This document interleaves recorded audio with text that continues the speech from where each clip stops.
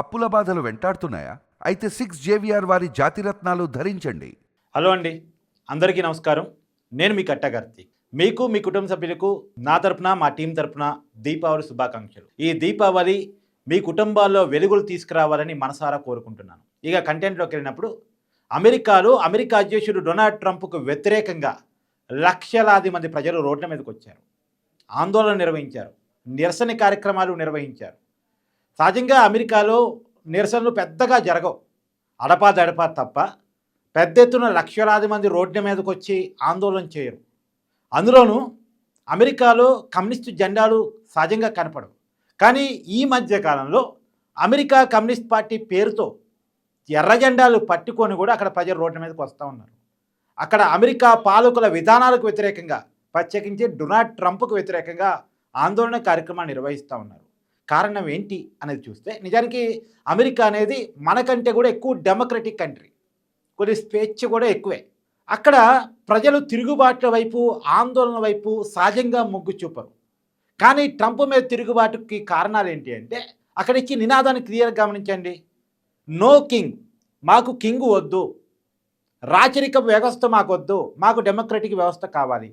అంటే దీంట్లోనే చాలా అంతర్లీనమైనటువంటి విషయం ఏంటంటే, ట్రంప్ నిరంకుశంగా వ్యవహరిస్తున్నాడు, రాజులాగా వ్యవహరిస్తున్నాడు, తానే అన్నీ అన్నట్టు చేస్తున్నాడు, ఒక నియంత పాలకుడిగా ట్రంప్ ఉన్నాడు. సహజంగా ఏ అమెరికా ప్రెసిడెంట్ అయినా సరే కొన్ని పర్టికులర్ నిర్ణయాల విషయంలో, అమెరికా సమాజాన్ని ప్రభావితం చేసే నిర్ణయాల విషయంలో అమెరికా కాంగ్రెస్తో కలిసి వాళ్ళతో చర్చించే నిర్ణయాలు తీసుకుంటారు. కానీ ట్రంప్ అలా లేడు, ప్రతి నిర్ణయం కూడా వివాదాస్పదంగా ఉంటుంది. అందులోనూ ప్రపంచంలో అమెరికాని ఏకాకిం చేసేస్తున్నాడు, ప్రపంచంతో ఉన్న సంబంధాలను దెబ్బతీసేస్తున్నాడు. అన్నిటికంటే ముఖ్యంగా అమెరికా ప్రజలు సఫర్ అవుతుంది ఎక్కడ అంటే, వైద్యం చాలా కాస్ట్లీ అయిపోయింది. వైద్య రంగంలో సబ్సిడీలు కావాలని అక్కడ ప్రజలు కోరుకుంటున్నా, అమెరికా కాంగ్రెస్ డిమాండ్ చేస్తున్నా దాన్ని ట్రంప్ పట్టించుకోవట్లేదు. పెద్ద ఎత్తున ఉద్యోగాలు కూడా పోతున్నాయి అమెరికాలో. సహజంగా ట్రంప్ ప్రెసిడెంట్ కావడానికి ఉన్న కారణం ఏంటండి, మన ఉద్యోగాన్ని బయట వాళ్ళు ఎత్తకపోతున్నారు, నేను వస్తే అమెరికా వాళ్ళకి ఉద్యోగ అవకాశాలు కల్పిస్తాను, అమెరికా వాళ్ళకి ఉద్యోగ అవకాశాలు పెంచుతానని చెప్పారు. కానీ ట్రంప్ వచ్చినటువంటి ఈ పాలనా కాలంలో అమెరికాలో చాలా పెద్ద ఎత్తున ఉద్యోగాల కోత జరుగుతూ ఉంది. దానికి కారణాలు ఏమైనా ఉండొచ్చు, కానీ ఉద్యోగాల కోత జరుగుతుంది. దాని మీద ఇంతవరకు ట్రంప్ రివ్యూ చేయలేదు, ఎందుకు ఇంత పెద్ద ఎత్తున ఉద్యోగాలు కోల్పోతున్నారు అనేది. పైగా ప్రపంచ దేశాల మీద మోపిన సుంకాల ఫలితంగా అమెరికాలో విపరీతమైన ధరల పెరుగుదల, కాస్ట్ ఆఫ్ లివింగ్ బాగా పెరిగింది. ఉద్యోగాలు ఒకవైపు పోతుంటే ఇంకోవైపు కాస్ట్ ఆఫ్ లివింగ్ పెరుగుతూ ఉంది. అందులోనూ వైద్యం చాలా కాస్ట్లీగా మారిపోయింది. వైద్య రంగంలో సబ్సిడీలు ఇవ్వమంటే ట్రంప్ దాని మీద స్పందించడం లేదు. పైగా ఎవరి మాట వినే రకంగా లేడు, వివాదాస్పద నిర్ణయాలు, ప్రపంచంలో అమెరికాని ఏకాకిం చేసేస్తున్నాడు. చాలామంది అమెరికన్ ప్రెసిడెంట్స్ చాలా దేశాలతో చాలా కాలంగా కష్టపడి నెలకొల్పినటువంటి సంబంధాన్ని ట్రంప్ తన విధానాల ఫలితంగా దెబ్బతీసేస్తున్నాడు. ఇది సగటు అమెరికన్ చేస్తున్నటువంటి స్లోగన్. అందుకనే నో కింగ్ అనేటువంటి స్లోగన్ పెద్ద ఎత్తున అమెరికాలో వినపడుతుంది. దీనికి వ్యతిరేకంగా పెద్ద ఎత్తున ఆందోళన జరుగుతున్నాయి.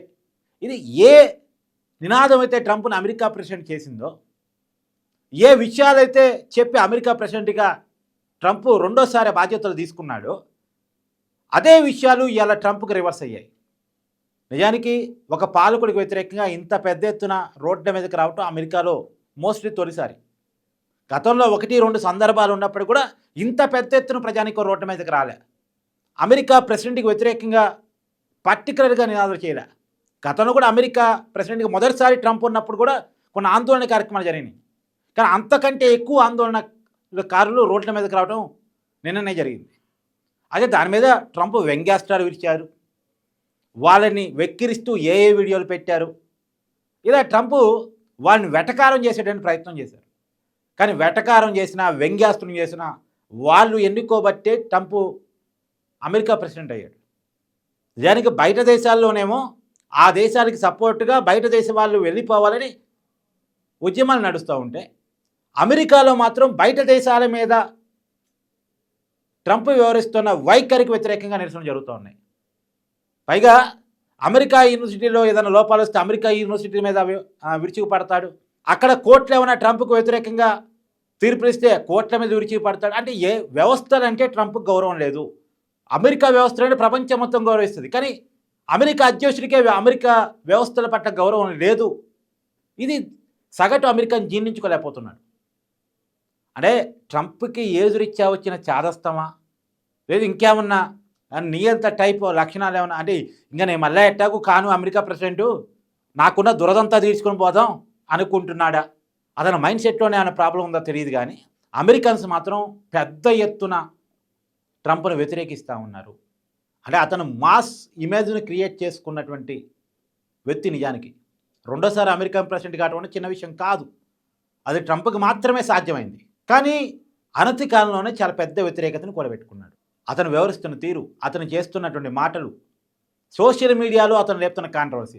ఒక అమెరికన్ ప్రెసిడెంట్ సోషల్ మీడియాలో కాంట్రవర్సీకి గురవుతాడండి. అక్కడ స్థాయి ఏంది? అమెరికా ప్రెసిడెంట్ స్థాయి ఏంది?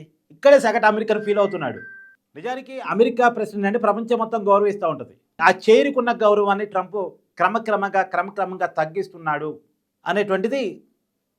అందులోనూ అతనికి వర్ణ వివక్ష ఉంది.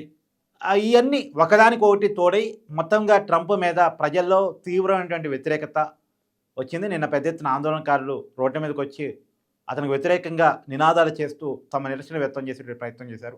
కానీ ఆ నిరసనను అర్థం చేసుకునేటువంటి పరిస్థితిలో ట్రంప్ లేడు అని చెప్పేసి నిన్న సోషల్ మీడియాలో ఏ వీడియోల ద్వారా ఆందోళన చేస్తున్న వాళ్ళని వెక్కిరించేటువంటి పద్ధతి ద్వారా మనకు అర్థమయ్యేటువంటి విషయం. మరి ఎక్కడి వరకు దారితీసిద్దో. మోస్ట్లీ నెక్స్ట్ టైం మళ్ళీ అమెరికా ప్రెసిడెంట్గా ట్రంప్ కాడు కాబట్టి తనకు ఉన్నటువంటి ఈ పదవీ టైంని గట్టిగా ఎంజాయ్ చేసి ఇలానే వ్యవహరించి వెళ్ళిపోదామని గట్టిగా డిసైడ్ అయినట్టున్నాడు. అది వయసు వల్ల వచ్చిన చాదస్తం కావచ్చు, ఇంకో రకరకాల కారణాలు కావచ్చు. మొత్తంగా ట్రంప్ మాత్రం ఈ ఆందోళన తగ్గడు అన్నట్టే వ్యవహరిస్తున్నాడు. నేను తగ్గేదే లేదన్నట్టు వ్యవహరిస్తున్నాడు. చూద్దాం ఏం జరగబోతుంది అనేటువంటిది.